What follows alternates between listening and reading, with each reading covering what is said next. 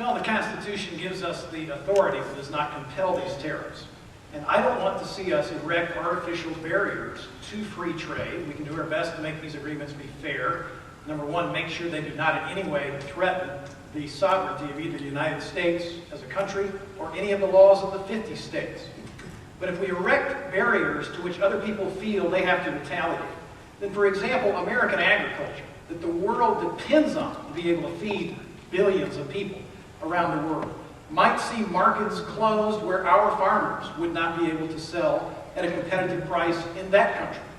So I want us to be able to sell as much American-produced products and food and produce in every country that we possibly can around the world. And these free trade barriers, if erected, will also result in something else.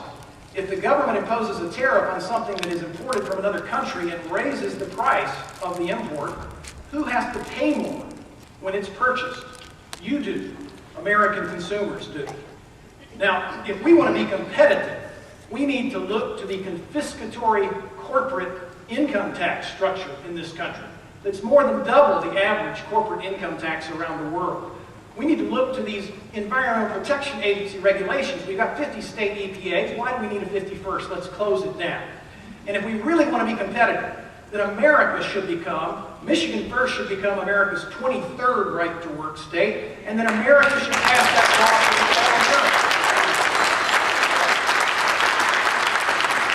By the way, folks, don't be upset. You remember Jimmy Stewart told us in A Wonderful Life that every time a bell rings, an angel just got his wings. So that's a good thing.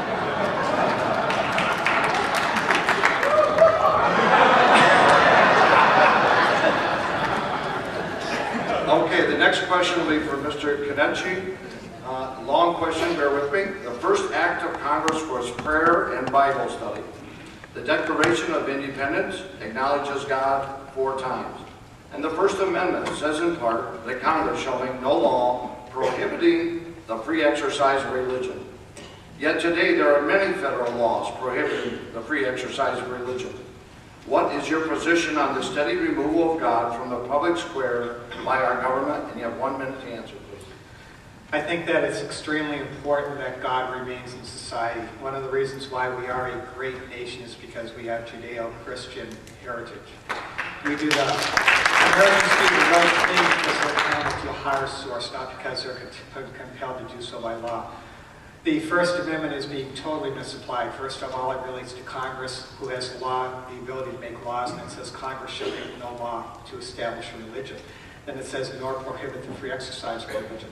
Every time they prohibit the free exercise of religion, whether they prohibit having a manger scene, a valedictorian mentioning God as far as a gratitude for the goodness in the life, or anything whatsoever, it's totally unconstitutional. So God needs to belong in our society, and people have to be adamant to make sure that Congress adheres to the First Amendment as it was written.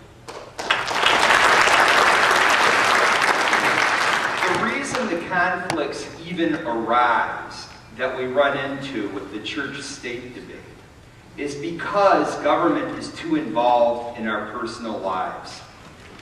Education, for one. We have a Department of Education providing taxpayer dollars that are taken from people of all faiths and then spent on education and trickled down to the states. What happens then? Well, then there's this claim that, well, the people who have forced to pay these taxes, who do not hold dear religion, should not be paying to support it.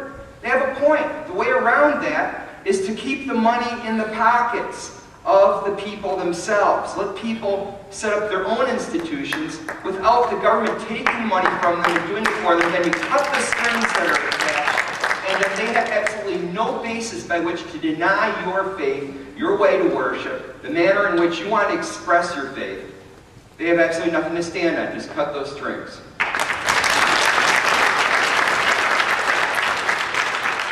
You know, God has ordained 3 institutions: government, church, and family. And it's really important that they understand what their role is. We do not want church to have political power, but we do want the church to influence and speak to the other 2 aspects, to family and to government, about what is right and wrong. So there's been major confusion in our country by our courts and so on regarding the First Amendment of the Constitution. We need the church. We need religious instinct, and we need religious ideas in the public square. Otherwise, we have the government deciding right and wrong, and that's what's happened. Government's gotten way too big. It takes authority away from family. It takes authority away from the church. Government in America is not intended to be that big. It's to create the environment in which free people create wealth and create music and art and other good things. And we got to put it back in its place in this country so we can make it work again. We can do it if we do it together. Thank you.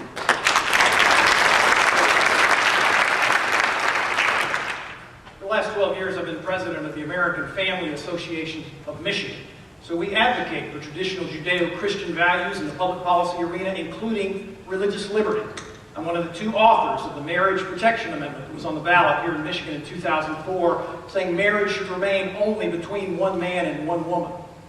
And I'm the lead plaintiff, along with 3 pastors, in a federal civil rights lawsuit called Glenn versus Holder.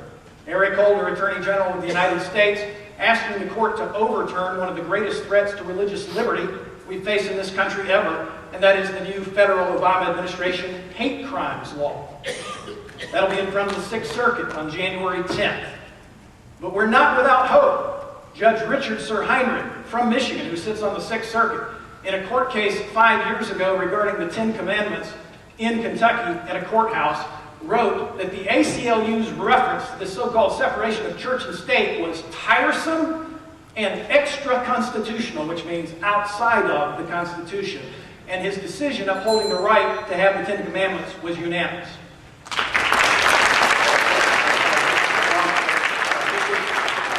Mr. Bowman has 30-second flag. I believe that religious sacraments, such as Holy Communion, marriage, should be determined and defined by churches and religious institutions, not the government. Furthermore, whether or not we have personal feelings one way or the other, the United States Constitution includes the 1st and 13th Amendment. First Amendment, freedom of religion. Traditional marriage is outlawed by your rule. Traditional marriage was polygynous. People should be allowed to be polygynous if their religion permits that. 13 is equal protection. Mr. Durant. 14.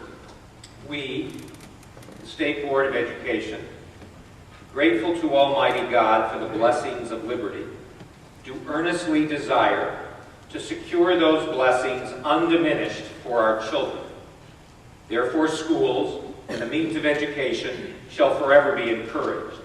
Religion, morality, and knowledge are necessary to good government and the happiness of mankind, and therefore, schools also should be encouraged.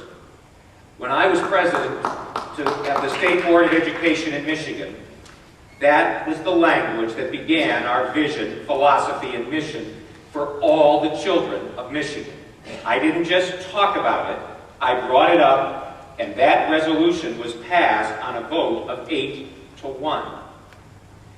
It is possible to reinvigorate our human communities, all of our local communities, with the very blessings of liberty that God bequeathed to all of us. We just need to do it.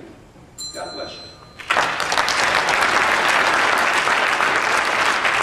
All right, thank you, gentlemen, for all those great answers on the Constitution. We're going to move on to the budget, and I believe it's the economy also. Question number 1 to Mr. Bowman. What do you believe is the best economic policy for achieving the highest level of prosperity in our nation? And what is the government's role in growing our economy? The best policy, If I may, it's 2 minutes, this one. Sorry.